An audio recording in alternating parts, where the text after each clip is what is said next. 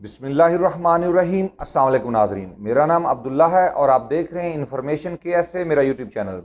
नहायत अहम टॉपिक है हर भाई के लिए जो मासूमियत में सऊदी अरबिया में ज़िंदगी बसर करना चाहते हैं। आज एक केस डिस्कस करेंगे। 45,000 रियाल का एक बंदे के ऊपर मतलूब कर दिया गया है और ये केस महकमे में चला और महकमे ने बिलाखिर इसका फ़ैसला ये किया कि आप इसके ऊपर शिकवा भी नहीं कर सकते, इसको चैलेंज भी नहीं कर सकते, ये पैसा आपको पे करना है 45,000। अब इस केस की नौयत की तरफ बढ़ने से पहले मैंने आपको एक दफ़ा पहले भी बताया था कि अगर आपके गर्दन पे कुछ तलवार रख के खड़ा होना कि मैं आपका सर काट दूंगा वरना इस कागज़ पे, कोरे कागज़ पे बसमा लगाओ, सिग्नेचर करके दो, तो मैंने आपको उस वीडियो में कहा था कि सर कटवा लेना लेकिन उस पर बसमा या सिग्नेचर करके ना देना, क्योंकि आप किसी अजियत में मुब्तला हो जाएं उससे बेहतर है कि आप लड़ के मरो। ठीक है, हालांकि ऐसा कभी नहीं होता, ऐसा कभी नहीं होता कि कोई आपसे बसमा इस तरह ले। मैं भी सऊदी अरबिया में 10-12 साल से हूँ, ऐसा नहीं होता। हमने भी बसमें लिए, ये सब कुछ हमने भी, ये ड्रामे यहाँ पे भी हुए, मेरे आंखों के सामने हुए।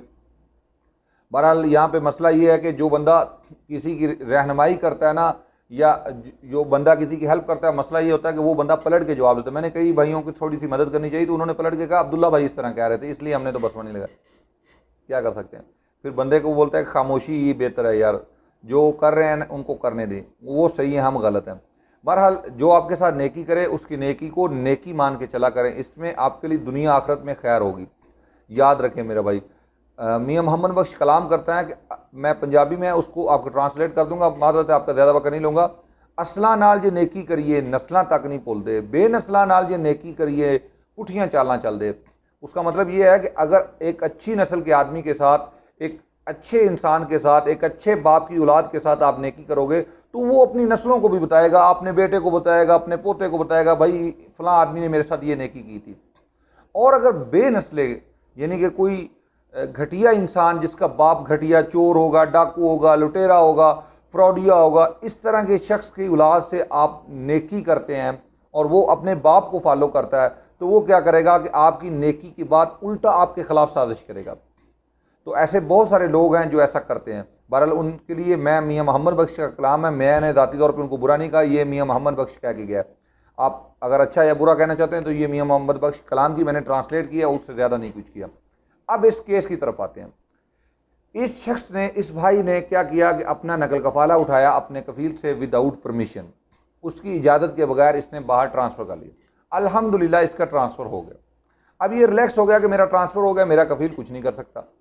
हालांकि फ्लैशबैक में जाएं तो इसने उसको एक कोरे कागज़ पे, खाली कागज़ के ऊपर बसमा लगा के दे दिया और ऊपर सिग्नेचर भी कर दिया। सोने पे सुहागा दोनों काम कर दिए। अब होता क्या है, होता यह है कि ट्रांसफ़र करने के बाद कुछ देर बाद इसे मैसेज आ जाता है कि आपका कफील ने आपके ऊपर केस किया है 45,000 रियाल का।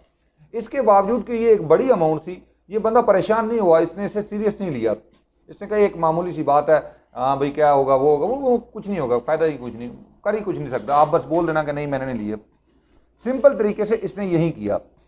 जैसे ही ये ऑनलाइन इसने वेबएक्स के ज़रिए केस अटेंड किया, काजी ने इससे सवाल किया कि हाँ भाई आपके ऊपर आपके कफील ने दावा किया है कि उससे आपने उधार लिए 45,000 रियाल, 45,000 रियाल, तो एक साल बाद वापस करने का वादा किया और बाद में आपने चोरी छुपे या विदाउट परमिशन आपने ट्रांसफ़र करवा लिया, उससे भागने की कोशिश कर रहे हैं आप शायद, तो इसमें कितनी सदाकत है। तो इसने सिंपल तरीके से कहा कि नहीं, जो इसको किसी भाई ने मशवरा दिया होगा कि आपने कहा नहीं मैंने नहीं लिया। अब क्या था, उसने काजी पलटा सऊदी की तरफ, हाँ भाई आपने बोला कि इसने आपसे पैसा लिया है, वो तो बंदा बोलता है मैंने आपसे पैसा नहीं लिया, तो अब क्या होगा, ये क्या बात होगी। तो उसने कहा जी इसके बोलने ना बोलने से मेरे को फ़र्क नहीं पड़ता। हाँ भाई तुमने नहीं कहा कि मैं एक साल बाद वापस करूँगा, मुझे 45,000 रियाल दे दीजिए, मेरे पाकिस्तान में ये वो इधर उधर प्रॉब्लम है। तो उसने कहा नहीं मैंने तो नहीं कहा, ऐसी कोई बात हमारे दरमियान तो हुई नहीं, मैंने तो आपसे 1 रियाल भी नहीं लिया। काजी दोबारा पलटता है सऊदी की जानब, हाँ आप अपनी बात कैसे साबित करेंगे, ये बंदा तो इससे बिल्कुल इनकार कर रहा है। उसने कहा जी इसने मेरे को बसमा लगा के दिया, बकायदा तौर पे सिग्नेचर करके दिए, मेरे पास पेपर है इसका। काजी ने कहा ठीक है, आप नेक्स्ट पेशी पे इस डेट को आप ये पेपर लेके मेरे पास आ जाएं। अब ये बंदा फिर भी रिलैक्स है, अब माने ना माने, ये कोई उधर नहीं है कि वो लैपटॉप का मसला बन गया था, नेटवर्क नहीं था। मेरा भाई केस की नौयत देखो, अगर आपके ऊपर छोटा सा भी केस हो तो उसकी हर चीज से पहले उसको देखो, आपने क्यों एहतियाती तदाबीर अख्तियार नहीं की, क्यों आपने ऐसा किया। दूसरी पेशी पे ये भाई जाता ही नहीं है, केस अटेंड ही नहीं करता है। मेरे साथ इसने जो बात शेयर की, इसने कहा लैपटॉप पे प्रॉब्लम आ गया, ये हो गया, वो हो गया, मैं केस पेशी अटेंड नहीं कर सका, हियरिंग पे नहीं जा सका।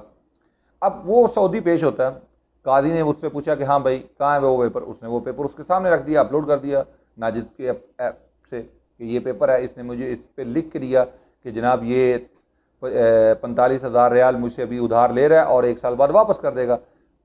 काजी ने पेपर देखा, पेपर देखने के बाद काजी ने उससे कहा कि मेरा भाई ये सऊदी आप इसका हलफ दे सकते हैं? उसने कहा जी दे सकता हूँ। मेरा भाई जो बंदा जुल्म करता है ना, वो आपके लिए एक झूठा हलफ देना उसके लिए कोई बड़ी बात नहीं। जो ये सोच लेना मैंने जुल्म करना है, आप उससे खैर की तवक्को करोगे, वो हलफ नहीं उठाएगा, तो ये सबसे बड़ी बेवकूफ़ी तो ये है कि आप ये समझेंगे वो हलफ नहीं उठाएगा। उसने कहा जी हाँ मैं हलफ उठाता हूँ। काजी ने उससे हलफ लिया, उसने हलफ दे दिया, नेक्स्ट तारीख दे दी काजी ने। अब नेक्स्ट तारीख पे काजी ने ये तारीख क्यों दी? उसी वक्त फैसला कर सकता था काजी। काजी इसके बावजूद इसको मौका देना चाहता था। काजी ने कहा भाई उसके पास पेपर है। अब हक तो ये बनता था कि पहली पेशी पे ही ये, मैं आपको बुरा लफ्ज बोलूं इसके लिए, ये पहली पेशी पे बोलता भाई मैं इसने कोरे कागज पे मेरे से साइन लिया था, बसमा लिया था, मुझे नहीं बता, ये सिर्फ जस्ट कोरे कागज पे बसमा लिया है। मेरी कंपनी में ये इतने लोग गवाह हैं, आप सबको कहें मैं सबको बुला के लाता हूं, सबको मालूम है मैंने इससे 1 रियाल भी नहीं लिया।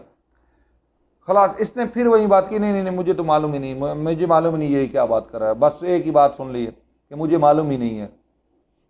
दोबारा मैं ना मानू वाली रिट को काजी ने देखते हुए इस पे फैसला दिया कि ना तो ये केस किसी अदालत में दोबारा चैलेंज हो सकता है, ना ही इस पे यानी कोई दोबारा से पिटीशन दायर की जा सकती है, कोई ऐसा सिलसिला इसे नहीं किया जा सकता। फैसला है कि आपने 45,000 रियाल अपने सऊदी को अदा करने हैं, दैट्स इट। अब ये बंदा 45,000 रियाल का मकरूज़ है अपने सऊदी का, और महकमा उसकी तस्दीक कर चुका है।